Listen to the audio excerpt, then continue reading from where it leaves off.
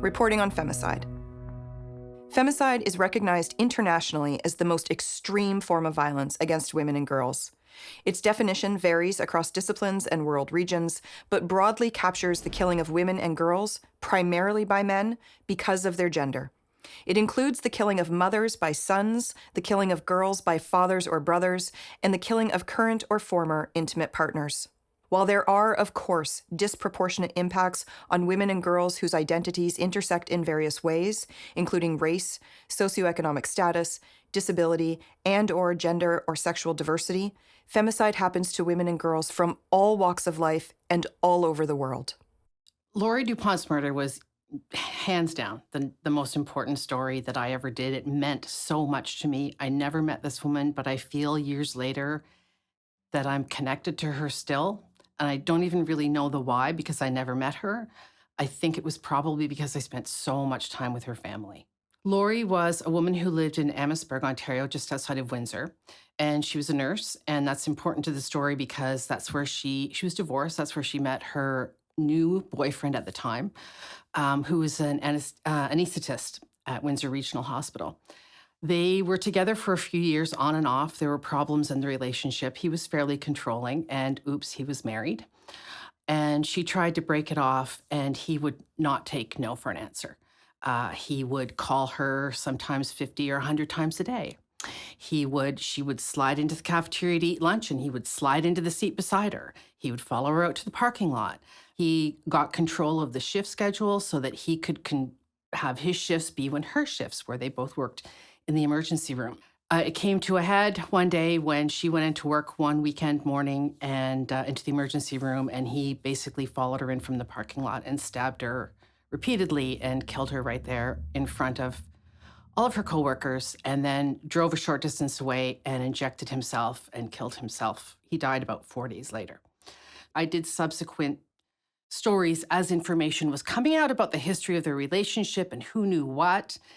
And this idea that the hospital said it was a police matter and a domestic because they had been romantically involved. It wasn't a human resources matter, even though they had had many complaints from her and from others about his abusive behavior.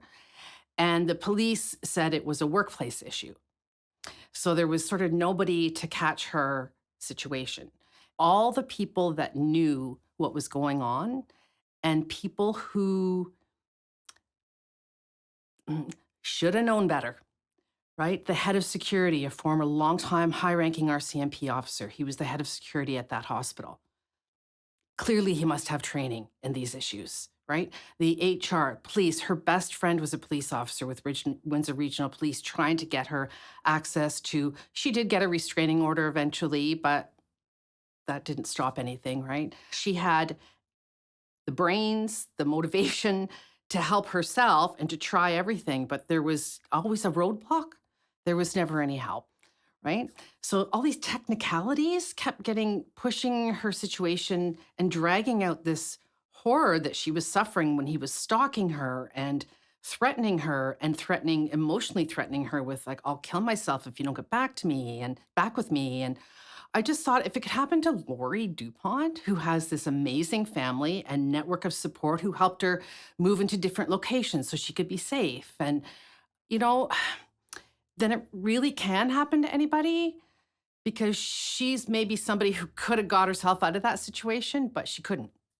Every sign was there. Every single sign was there. How did it get missed? For more than 30 years, the Ontario Association of Interval and Transition Houses, or OAITH, has been working to ensure that the lives of those lost to femicide are remembered and to raise awareness about the violence experienced by women, girls, and gender and sexually diverse people at the hands of men. For the last several years, in addition to compiling lists of femicide victims, OAITH has been conducting annual media analyses of the type of media coverage of each crime. In developing their methodology for these analyses, they identified 8 common media frames, 4 positive and 4 negative. When discussing femicide, media framing impacts social awareness and understanding in positive or negative ways by either increasing understanding or minimizing the issue and reinforcing commonly held but incorrect points of view. The 4 positive frames developed by OAITH and how they are described are victim humanized, describing and remembering the victim positively and acknowledging how she impacted the lives of others. Labeled a femicide, labeling the murder as femicide or an example of violence against women. Picture of victim, including a picture of the femicide victim in the news report. Gendered social problem, discussing femicide in the context of a social or political problem rooted in gender inequality and women's subordinate status. The 4 negative frames and their descriptions are victim blaming, attributing blame to the victim directly by emphasizing her role in the femicide, or indirectly by excusing or justifying the perpetrator's actions. Voice of authority, relying on traditional voices of authority for interviews, such as law enforcement, over the voices of friends, family, or experts about or advocates against gender-based violence. Individualized, portraying the incident as an isolated or seemingly random event. History of violence against women undocumented, failing to address any history of power and control, abuse, and/or violence by the perpetrator. This is particularly relevant as research suggests that a history of violence is one of the most significant risk factors for femicide. Every year, OAITH finds that, on average, the negative frames are far more pervasive than the positive frames, being used at nearly twice the rate overall. Each year, OAITH designs an infographic to accompany their media analysis, comparing the use of positive frames and negative frames. The infographics from OAITH for 2015 through 2020 are in your guide for journalists and show that the most prevalent positive frames across all of the years analyzed between 2015 and 2020 are victim humanized and picture of victim. When we analyze the negative frames used by media, we see that victim blaming holds relatively steady at an average of 6% across all of the years examined between 2015 and 2020. Women and gender and sexually diverse people who are Indigenous, living in deep poverty, or living with mental health needs, for instance, are far too often blamed for their circumstances, as are women and gender and sexually diverse people who stayed with their abuser after he became violent. Since printing the guide for journalists, OAITH has released their media analyses for the more than 50 femicides that occurred in each of 2020 to 2021 and 2021 to 2022. First, let's take a moment to note the marked increase in femicides in the 2-year period between 2020 and 2022. In 2020 to 2021, there was a 61% increase in femicides over the period between 2019 and 2020. And in 2021 to 2022, there was a 44% increase in femicides over the period between 2019 to 2020. These numbers clearly demonstrate exactly what women's shelters across Canada have been saying, that the height of the pandemic years were deadlier for women than previous years. And OAITH's numbers for the media analyses are only for Ontario. In 2022, 184 women and girls were killed in acts of femicide across the country, meaning that, on average, one woman or girl was killed every 48 hours. This is a 27% increase in femicides across the country compared to before the pandemic. Now, back to discussing OAITH's media analyses from 2020 through 2022. It is imperative to note that there has been a sharp decline in coverage that humanized the victim from 2018 to 2022 in comparison to 2015 to 2017. The negative frames of using the voice of authority over the voices of experts, advocates, and survivors, and the lack of reporting on previous violence continue to be problematic in the framing of femicides. However, in the media analyses for 2020 to 2022, there was a significant reduction in coverage that individualized the femicide or made it seem like a random or one-off event tied to the behavior of specific individuals rather than in the context of a larger social problem. Sadly, we did not see a corresponding or any significant increase in framing femicide as a gendered social problem. News, by definition, is journalism 101. The first question the professor asks is, what is news? And, it's some sort of change in the status quo or something that jumps out at you. That's kind of a definition of news. So when I say run-of-the-mill, it doesn't mean that it's not important. It just means that there's nothing there that will make a story. A regular shoplifting story isn't a story. It's a story if, someone jams, 400 pounds of chicken into the front of their pants and runs out of the store. Like, that becomes more of an issue. Thousands of cases go through monthly through the court system. Most of it doesn't get reported on. So there would generally be something where the violence has reached a level that it's that catches your attention, like, oh my God. While there are valid concerns about the lack of reporting about a perpetrator's history of gender-based violence, it is imperative to note that it's also extremely difficult to report this kind of information, especially in the Canadian legal context. When we're talking about somebody's history of violence, as reporters, we don't know about that. We don't have access to a person's criminal records. It's not like on some American TV shows where you can pull up all the information. We don't have that access in Canada. And even if we know that somebody's been charged with something and we think they might have been charged in the past, we can't get that link from the police unless we're sitting in a courtroom and we hear it for the most part. So there's a lot of difficulty in trying to write about somebody's history until we're actually hearing about it in the courtroom, or we can get it, some other way by talking to a victim who might be able to tell us. But then there are a lot of legal barriers, I guess, in terms of being able to write about that stuff and not wanting to be able to convict somebody before they actually go through the full court system. Sometimes I think that we are covering those cases, those gender-based violence cases, but they may not always be resonating with readers. They may not always be necessarily noticing them or connecting to them because we have publication bans in place. You're often writing about an anonymous person who's done something to another anonymous person. And it kind of is hard sometimes for people to make that connection if there isn't a name or a place that they work or a city that they're in, or that there's no photo to go with them. And that's just part of our system to protect the victim, which has to be there. It is sort of an imbalance in our system where a perpetrator can remain anonymous if they have injured the person who is the closest to them. That same perpetrator can kick a neighbor's dog, and the police will issue a press release, we'll go to the courthouse, we'll cover them, we might even have a photo of the dog. But if that same person was to sexually assault their partner, they would have this cloak of anonymity. Their employer wouldn't know, their community wouldn't know, because they're protected by the same publication bans that protect their victims. A lot of times where even if he killed her, the victim and the victim's family don't want it known that she's the victim, so they don't want her name out, so they also don't want his name out, which means if he doesn't get convicted or if something happens, someone forgets to dot their I's or cross their T's, and he's out there, someone who meets him in the future, Google his name, that story and that incident is not going to come up because his name wasn't attached to it, which is another problem that we sort of come up with, because I do want to put as many, especially if they get away with it, as many sort of abusers in stories as possible, not to make the story about them, but to name them in the story so that if they get out, a woman or whoever in the situation that is with them like in the future can Google them and see some of the stuff about their past. Failure to label these murders as femicides or frame them as a gendered social problem obscures the gendered nature of these crimes. When we ignore that this is a gendered issue, we limit the public's ability to fully understand the issue and advocate for better public policy. I think the main problem in the media coverage, and this happens a lot, is she became the murdered nurse. Everything was about nurse, and nurse was important to the context of the story. It's how the relationship happened. It's where she was murdered in her workplace. But this person is more than just the title. So that has always bothered me. And the other thing that bothered me was actually from an audience perspective. I think people in Ontario should know her name.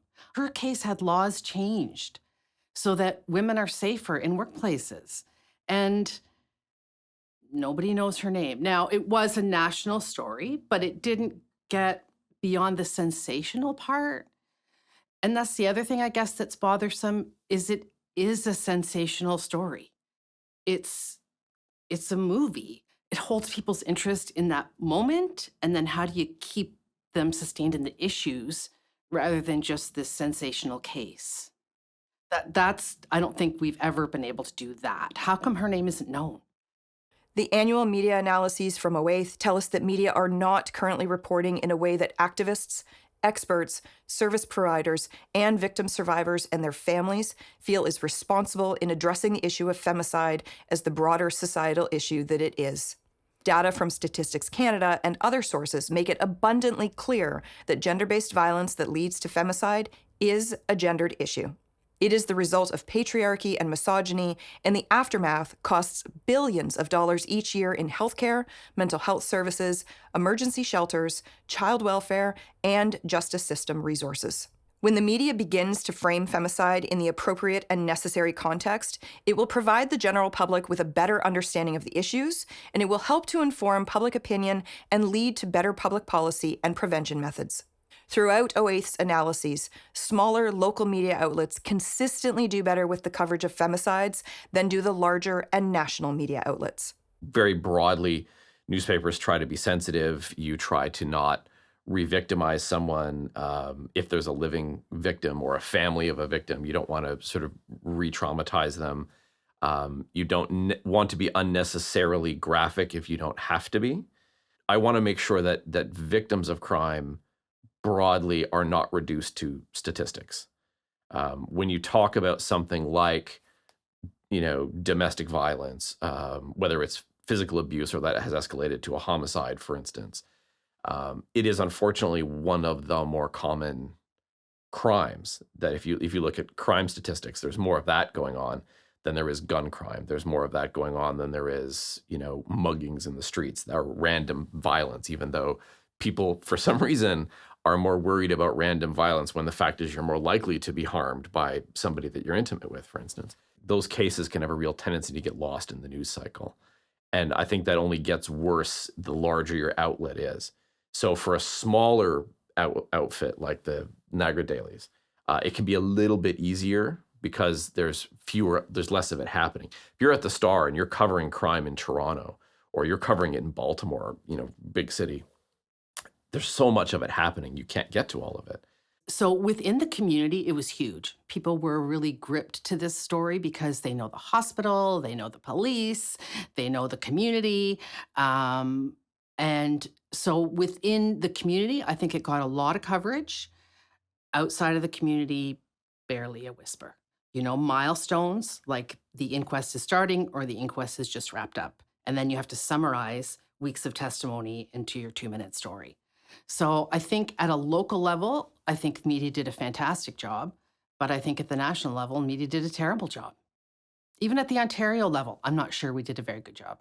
As with every element of this training program, we encourage you to review the recommendations in your guide for journalists. And when we speak about smaller local media outlets tending to more frequently get the media coverage right, a story that Abby Green with Niagara This Week wrote about the murder of Tanisha Chatwin jumps to mind. So I first heard about the story of Tanisha Chatwin in one of those very generic police releases. That was just sort of about this 22-year-old woman who was killed. It gave the name of the guy who did it and his age and that he was arrested. It didn't say anything, but for any woman to read that police release, you can read between the lines and assume that they were together. And I believe after that, I happened upon her father on Facebook. You think he might have commented on another news agency's post or anything. Those situations are very tricky because on one hand, you don't want to be like, you don't want to pry. You don't want to be like, hello, I know your daughter just died, but do you want to talk to me about it? Like, it's a very sticky situation. But I reached out to him. He was really adamant to talk about it because he was so upset at what had happened to his daughter. So I gave him my cell phone number, and he called me later that day, and we talked about it. And he told me about the relationship that his daughter was in and how he wasn't a fan of it from the beginning. He said that the man had been very controlling, and how basically he had seen a lot of the red flags leading up to what had happened. But Tanisha was such a sort of stubborn, kind of headstrong girl, as many 22-year-old girls are, that she was like, no, I got it. And she was, I believe at the time, she was working 3 jobs so that she could afford her own apartment and eventually work to put herself through nursing school. And that's just really upsetting that that life of that bright young girl was taken away because she herself wouldn't see the signs that everyone around her could see. So when I wrote the story about her, it was really important to me. I don't even think I mentioned his name in the story because no one cares about him. I don't care about him. I care about her. I didn't have a lot of experience writing those kinds of stories myself firsthand, but I do have a lot of experience reading those kinds of stories firsthand. Unfortunately, as many of us do, we see the stories of women who have been the victims of that kind of violence all the time. And so in order to write my first story like that, you do kind of pull pieces from other ones that you read. I knew that there were other stories in that. I wanted to ask her dad about her hobbies and what kind of personality and what she liked and what her hopes for the future were. I knew to pull things from other people and how they had done similar stories in the past to paint that picture, but I had never done it myself. And that was one of my first times ever speaking with the parent of a child who had been murdered. And let me tell you, that's a rough conversation. That's a hard conversation to have. He was like bawling his eyes out the whole time. And I was like, if we were in person, I probably also would have been bawling my eyes out. You just feel awful after because you're like, this 22-year-old girl was murdered. Like, I don't, it's hard to care how many page views it gets or what page of the paper it's on or blah, blah, blah, when this poor young girl was killed by a dude and it couldn't be prevented, but in theory could have been prevented if she had just thought to seek out some help. And when I was speaking with her dad and he told me all the red flags, then I spoke with Gillian's place after about some of the red flags. A lot of them matched up. A lot of the red flags that he saw were things that Gillian place says that you're going to see if you're in a situation. And you can't help but finish a story like that and wonder if she had seen this story beforehand, would it have changed the outcome? And of course, there's no way for her to see the story about her death before she dies, but you can't help but wish that you could somehow retroactively fix that. And if I was giving advice to someone who was taking a story to the media, say it was, my cousin or our friend who's, had something traumatic and they feel people need to know about for whatever reason, you have the most say in how something's presented before the process starts. And it will also kind of give you an idea of who you're dealing with in terms of the reporter and whether you're comfortable or not. It's a lot for someone to take in. You can see where people get that deer in the headlights look.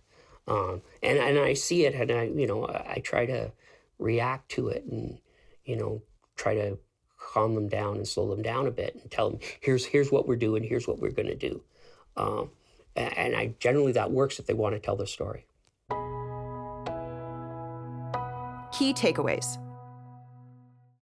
When writing a story about femicide, consider how it is framed with respect to humanizing the victim, labeling the death a femicide, providing a picture of the victim, and femicide being a gendered social problem. And identify if the framing includes victim blaming, an over-reliance on the voice of authority, a portrayal of the incident as isolated or random, and a discussion of a history of gender-based violence on the part of the alleged perpetrator. Include relationship context and not just the fatal attack. No femicide comes out of the blue. Ensure headlines and stories focus on perpetrator accountability, including using the active voice. For example, rather than Mary was killed, which makes readers, viewers, or listeners focus on Mary and her actions, use John is alleged to have killed Mary, which puts the focus on the actions of the alleged perpetrator. Consider what resources or expert or advocate voices will round out and strengthen your story.